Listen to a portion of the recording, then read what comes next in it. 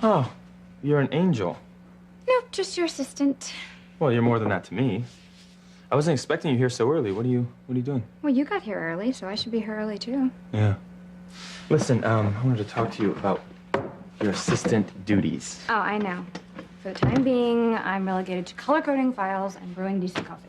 Right, but that is all going to change starting now. See, I'm going to promote you. I really need your help with the Singapore deal.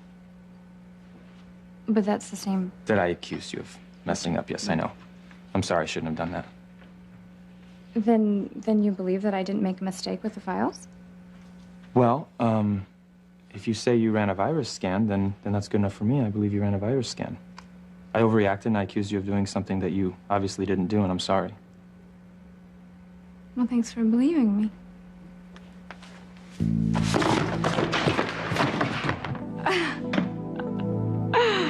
There's another project that I'm working on. It takes precedence over all the other ones. It's called Making Mad, Passionate Love to the Woman That I'm Crazy About. And fortunately for me, it starts right now.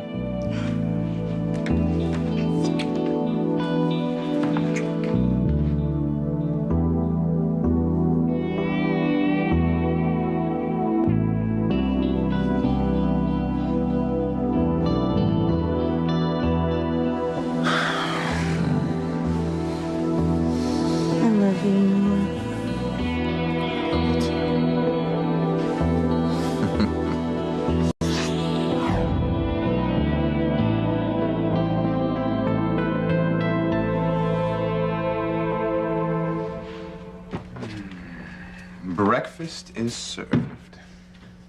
It looks great. But never mind the food. I'll take the waiter. I'm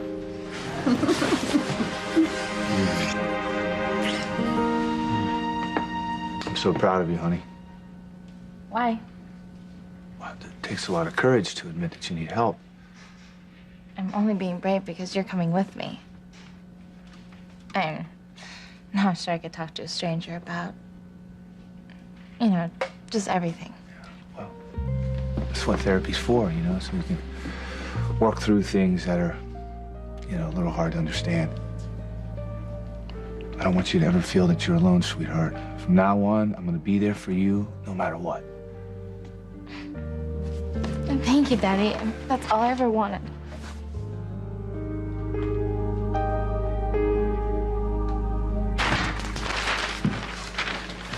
Alistair, what are you doing here? I live here, Teresa. Question is, what are you doing here? I came to get coffee. Ah. Well, I thought you'd be loath to waste even one precious minute without seeing your beloved Ethan. I'm not going to discuss Ethan with you. Oh, and you've already accepted the inevitable, eh? That, that there's nothing you can do to stop Gwen from pulling the plug, no matter what you want. Not that it's any of your business, but I am on my way to the hospital this morning to find a way to prevent it. Oh, a little late, aren't you? I mean, oh, you probably haven't heard. Gwen has already signed all the papers to execute Ethan's living will. As far as I know, he's already dead.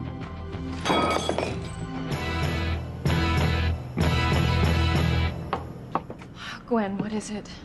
Ivy, I need to talk to you and Sam. You guys really need to know what's going on.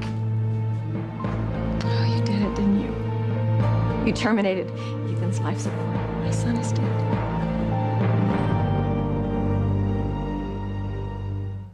I would hold the hand of the one who could lead me places and kiss the lips of the one who could sing so sweet. And I would fly on the wings of a bird I knew could take me high as breathe in, breathe out. You keep me alive.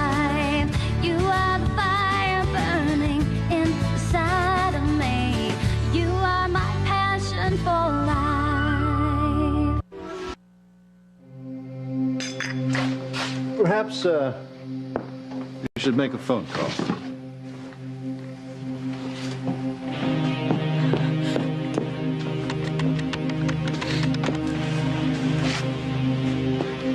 Yes, I'm calling about one of your patients, please, in the ICU, Ethan Winthrop. Can you tell me if he... No, ma'am, I'm not a relative. Can you tell me if he's alive? No, please don't hang up, please. Please don't hang...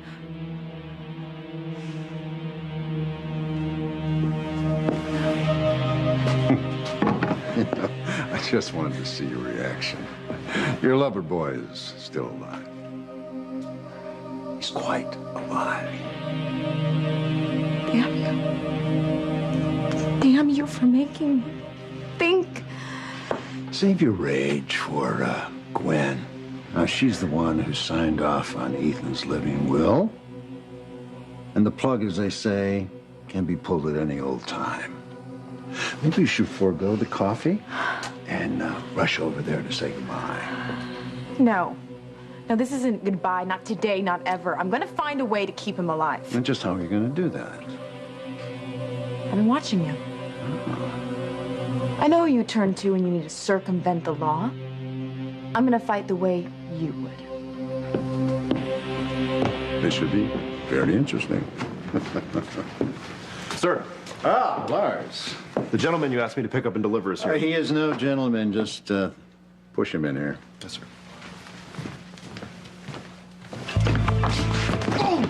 Goons? Hey, Alistair, what the hell, huh? Anyone see you bring him here? Not a soul, sir.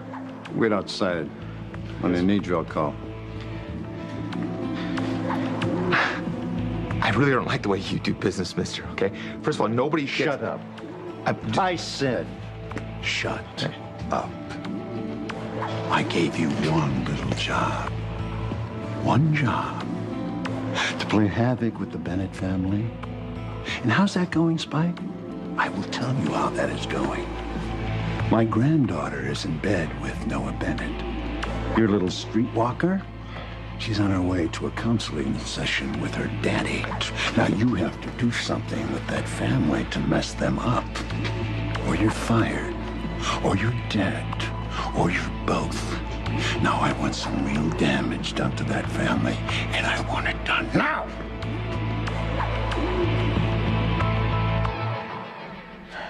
Ivy, no. Ethan is still alive.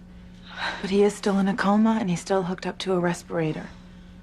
And that's why I'm here. I need to talk to you and Sam about what I have to do next. Who says you have to do anything, Gwen? Ethan did. Ethan did in his living will. And I don't know how things have come to this, but I am facing having to do the hardest thing I've ever had to do in my life.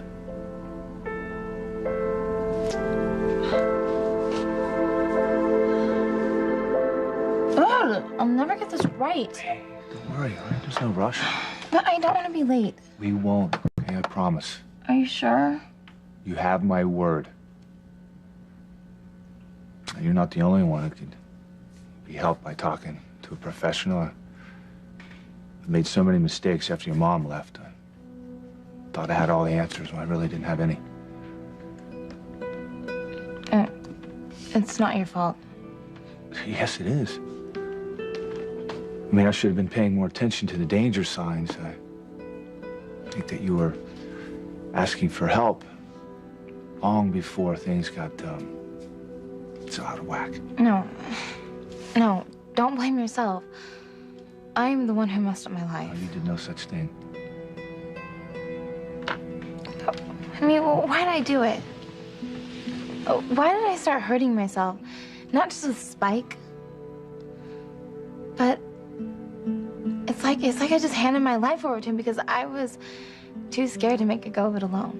Which you shouldn't have had to do in the first place. It's like I stepped outside my body. Like I was watching someone else do these awful things, and I was helpless to stop it. Well, honey, that's why we're going to go to counseling to try to get some answers so this thing can never happen again. Listen, you finish getting ready. I'll be downstairs waiting, okay? Okay. All right. I love you.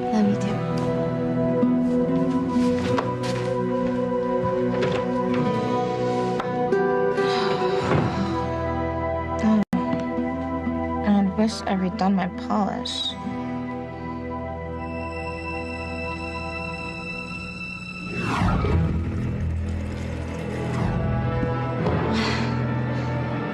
I didn't kill those men. I couldn't have.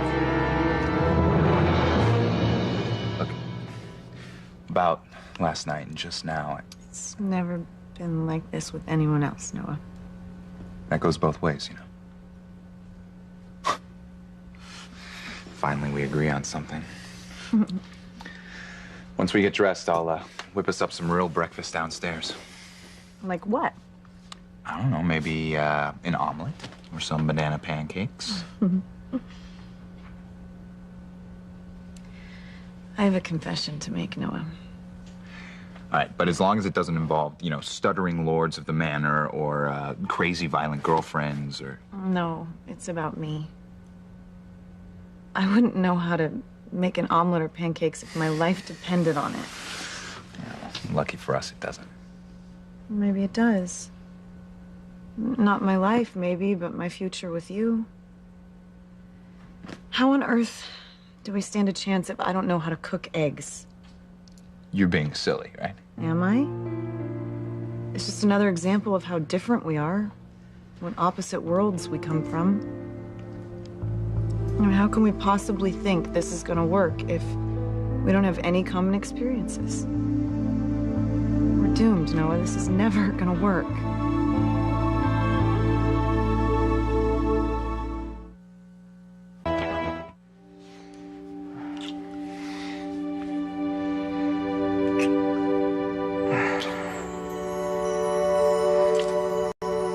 How do you feel? Like heaven. Yeah? Yeah.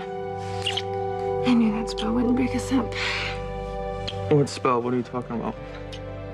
Oh, nothing. Never mind. Just make love to me again.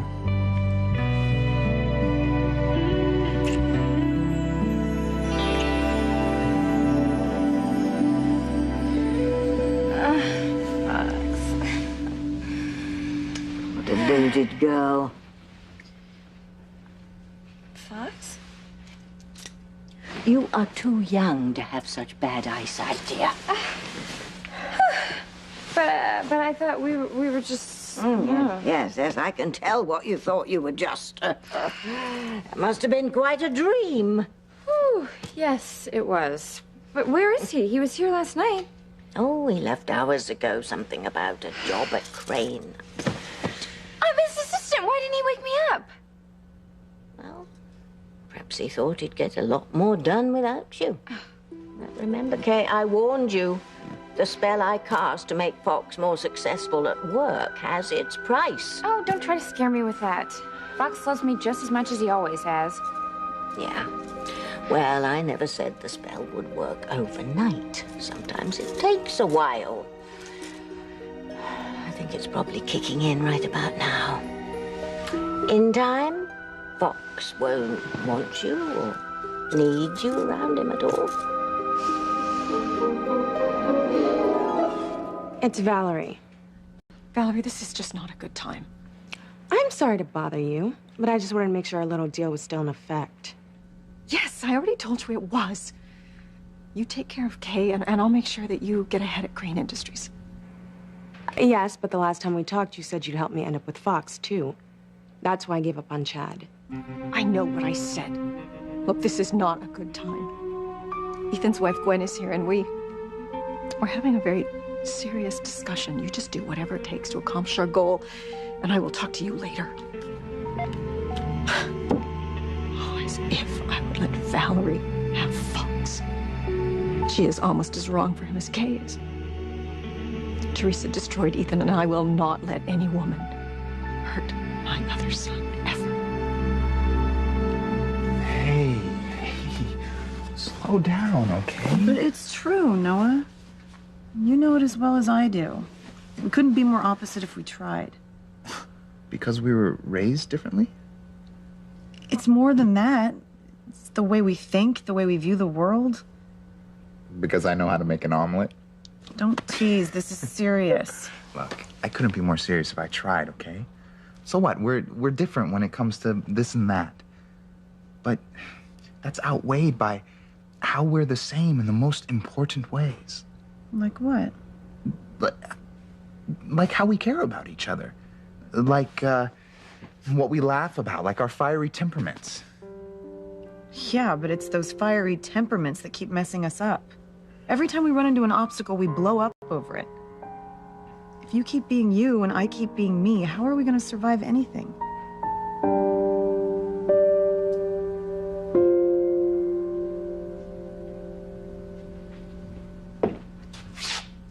What happened?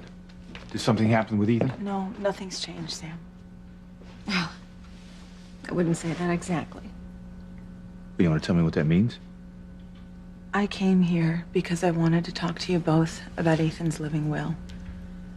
And I wanted to let you know that I finalized the authorization to carry it out. Gwen wanted to talk to us about when they turn off Ethan's respirator. When they do that, He dies. Sam, our son, our beautiful son.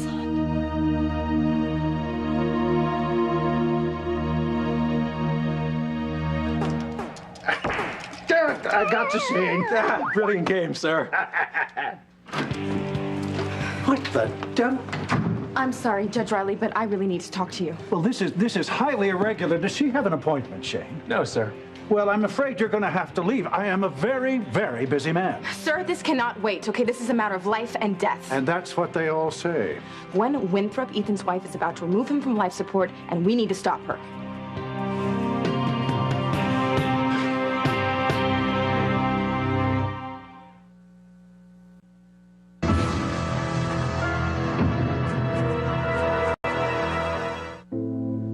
I don't have all the answers, all right? I'm not going to pretend I do. But it seems to me that we keep running afoul of each other because one of us tends to act before he or she thinks it through. And the other one gets mad because his or her pride is hurt and it gets all blown out of proportion. Well, see, since we know how it happens, let's just make sure we don't repeat the same pattern. But it seems like it's ingrained in both of us, this need to be right. How do we stop it? We work at it, that's how. We take the time and we make the effort to remember what is most important. The two of us staying together. We make a commitment to each other not to let the little stuff get in the way of that. Do you really think we can do it? Yeah. If we want to. And I know I do. I want to stay with you, Fancy. Today, tomorrow, forever.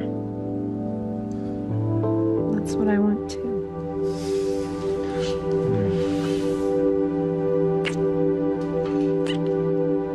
Just get the job done, Spike. Make sure that all of the Bennetts regret the day they were born. Or I'll make sure you do.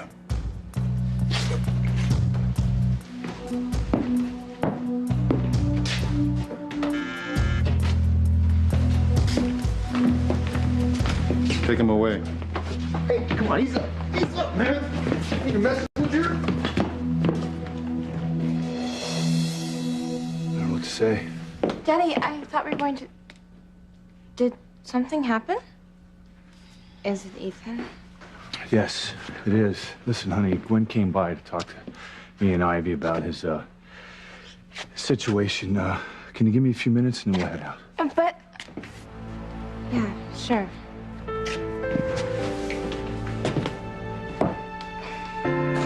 If it's about Ethan, why do I have to be left out? Oh well. Nothing new. I can't believe this decision falls to me. And you and Ethan talked about what he'd want? We did, and he was very clear. But, I mean, we never thought that something like this would ever come to pass. Ivy, you know how long I have known Ethan, and you both know how long I have loved him. Since you were teenagers. I mean, in a million years, I would never imagine that making a decision like this would fall upon me. Even now, you know, I see Ethan there in the hospital bed. I don't think it's real. It's like I'm just trapped in some nightmare. A nightmare caused by one person and one person alone, Teresa Lopez Fitzgerald. And you barge in on me and my assistant in the middle of a busy workday. You were playing video games, Your Honor. That was me. His Honor was hard at work on a case. Okay, whatever. I really need you to focus right now, please. Ethan has a living will. The former Ethan Crane. Yes, Ivy and Sam Bennett's son. We have got to stop Gwen Winthrop from taking Ethan off of life support. There's always an injunction. Okay, an injunction, what is that? Can I do that before it's too late? It's not that simple. There's a fair amount of paperwork. No, I don't have time for that. I need to stop this right now. I'm very sorry, Ms. Lopez Fitzgerald. You seem to be forgetting who I am. I'm Mrs. Crane, Mrs. Alistair Crane. Oh, yes, right. Sorry, it just slipped my mind. Yes, and as his wife, I'm well aware of the favors that you've done for my husband. I beg your pardon. I know you're for sale.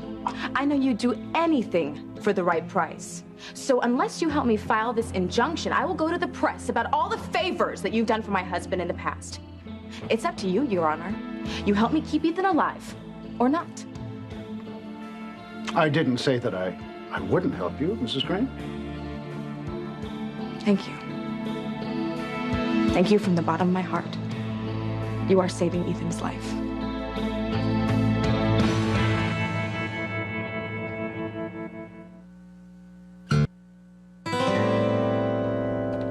Your little girl wants to spend some time with her mommy, Kay. Well, can you cuddle with her, Tabitha? Because I'm really late. No, I'm afraid not this morning, dear.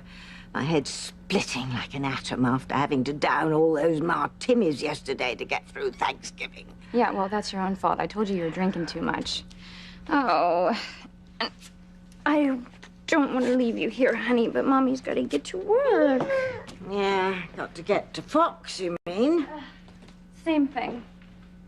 Not quite, dear, no. Oh, you're gonna have a fun day today with Auntie Tab and Dora. Mommy will be back later.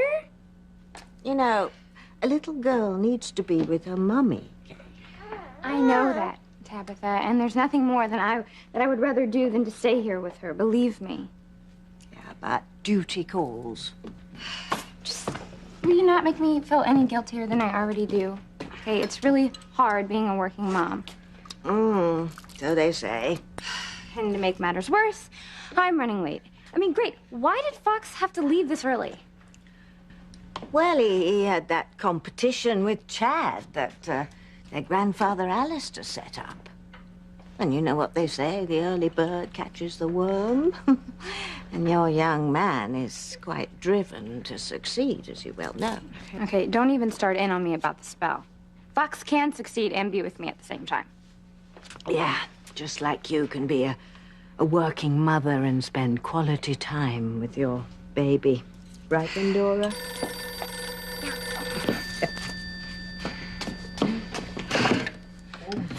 The next residence. Oh, hey. How are you, Fox? Good. Hey, I'm running out the door. I'll be there in like 15 minutes. You know what? You could take your time. Take as long as you need. You had a big day with Thanksgiving yesterday, you know? Yeah, well, we had a big night last night, too. Yeah, we did. Hey, you really don't mind if I take my time? Because I don't really want to leave Maria today. Oh, no. That's fine. Take as long as you need. I'm totally fine here. Okay, thank you. I'll be there soon. Now is Kay?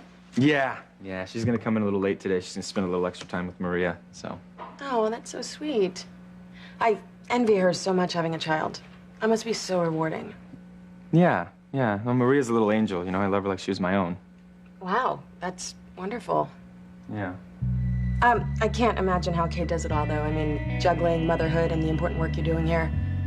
How you manage from not slipping up. Oh, God, I'm so sorry. I wasn't thinking. I mean, Kay did slip up big time on the Singapore project. But you can't blame her, not with everything that she's got on her plate. I'm sorry to bring up such a sore subject. Yeah. You know, it's okay. You you didn't mean to, so just get back to work and forget about it.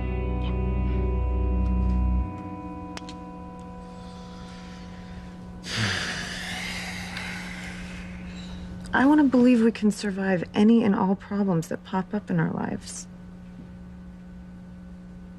All right. So what's stopping you? What I said, our track record. What makes you think that we can withstand the next pitfall thrown in our path? I love you, all right? You say you love me too. I do. I really do. So we got nothing to worry about. This isn't some TV sitcom, Noah. This is real life. Is love really enough?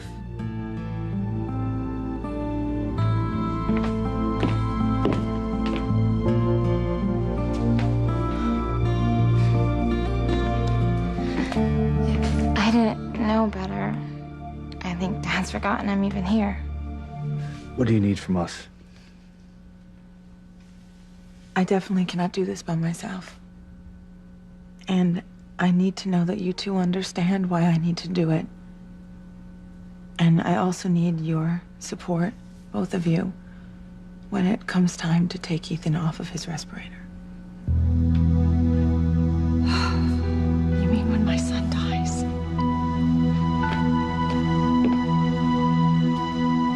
I can't tell you what this means to me.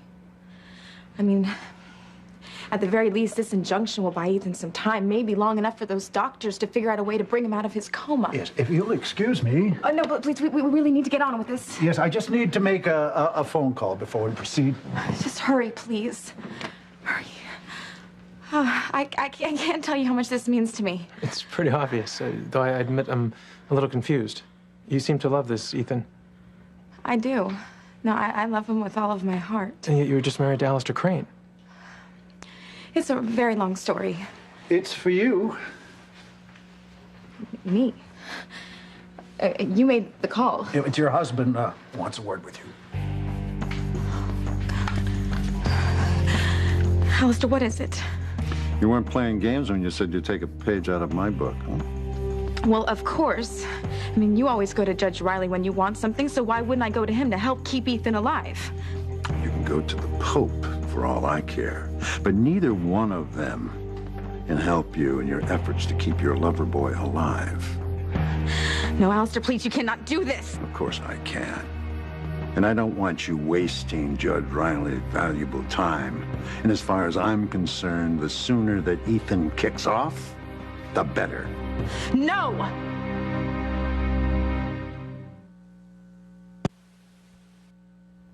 Look, are you asking me if love is enough to conquer all? If Carrie Bradshaw can ask, then I can too. Who's Carrie Bradshaw? Never mind. Look, the fact is, neither one of us comes from parents who were able to stick it out through thick and thin. All the more reason that we should work to achieve what they couldn't accomplish. Maybe. Maybe if we resolve not to let anything from within or without break us up, we'll stand a better chance. Sounds good to me. Okay. It's a plan. Anything that helps keep you in my arms forever.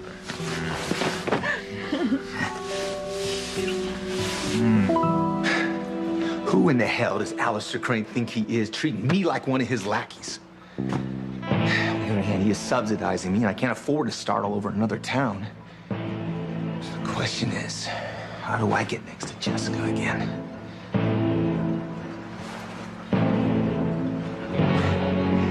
Text messaging. When a simple phone call just will not do. Daddy, we're going to be late. Listen, honey, I know. I just need a few more minutes, okay? This is really important. But I... Listen, please, just bear with me, okay? Then we'll go.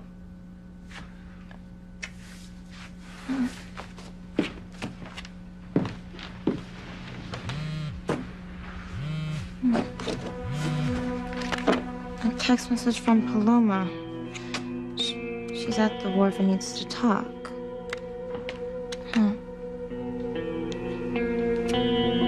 Might as well meet her and go straight from there to therapy. I don't need Dad to hold my hand. I'm a big girl. And besides, I'm used to having to do things by myself. Yeah, so much for our family turning over a new leaf. That's right, Jessica. Come to Papa. All I need is a few minutes with you to pick right back up from where we left off. I'm sorry, Gwen, but please, could you tell me again exactly what Ethan said? We were talking about the woman in Florida whose family was fighting over whether or not to pull the plug. And Ethan said, God forbid he was ever in that same situation, that he would want to be let go. He was very clear, I mean. God, dear God. No. Alistair, please, you cannot do this. You cannot do this. I already have, Teresa. No, Alistair.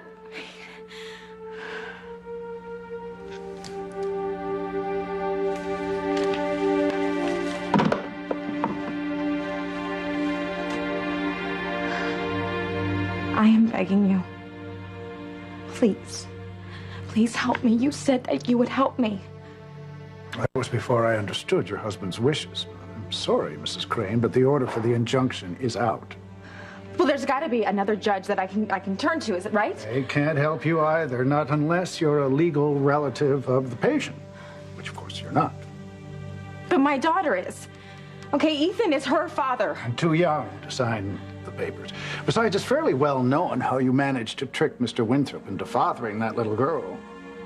There's not an honest judge in Harmony that is going to overlook your devious ways. Now, if you'll excuse me, I'm due in court.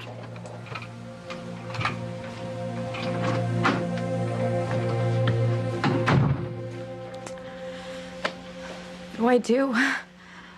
You say Mr. Winthrop's wife is the one executing the living will? Yes, she's his closest living relative. Gwen, you are asking me to give my blessing to something I can't imagine condoning. I mean, how am I supposed to tell you to take my beautiful son off life support? Ivy, I would never even dream of asking you this if it weren't what Ethan wanted. One thing we do know. Gwen loves Ethan as much as we do. Sam, does that mean you understand?